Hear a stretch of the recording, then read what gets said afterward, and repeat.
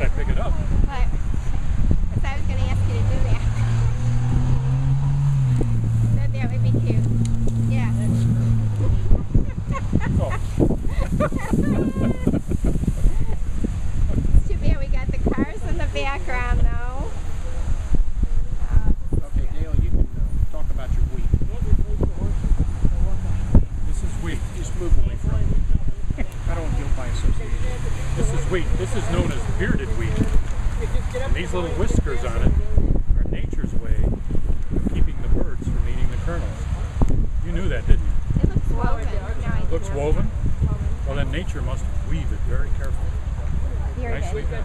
Actually, this wheat as a foodstuff goes back about 9,000 years to the Fertile Crescent in Syria, Jordan, Iraq, and it hasn't changed all that much.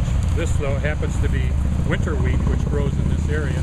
It's sown in the fall, germinates just before the freeze, and then is harvested in the spring. This is a hard red wheat, which is a hardy wheat, high in gluten. Gluten, of course, you know what that is. That's one way that the bread gets fluffy like a sponge.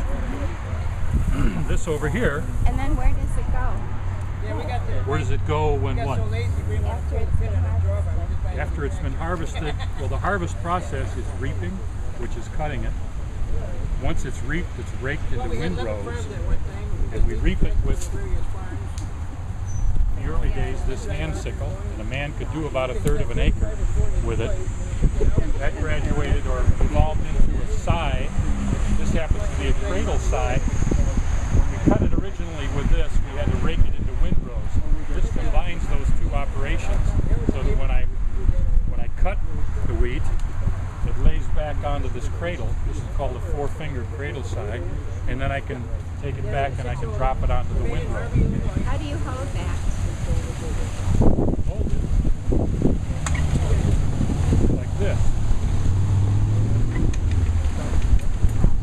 I would cut, and I would reach back and drop it onto the windrow.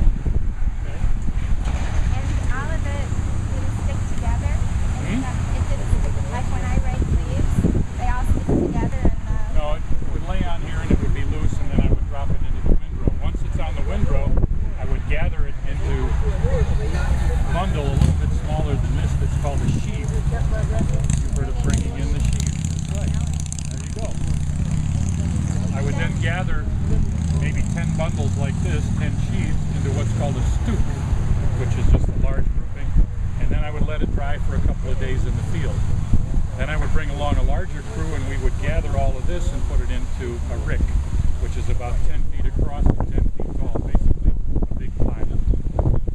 Then when I'm ready to separate and pull the kernels out, I would dump a batch on the ground, and I would take a flail and I would basically beat it, just pound it to knock the kernels apart. Once that's done, I would take a flat basket, usually woven from reeds. I would rake it onto there and I would throw it in the air, which is called winnowing.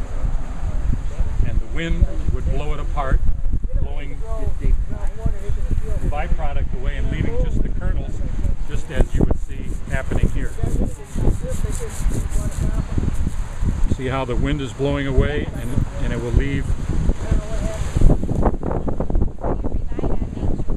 Exactly. So once I have these wheat kernels, I can then grind them on a stone in a mortar and pestle type device, or I can take it to a grist mill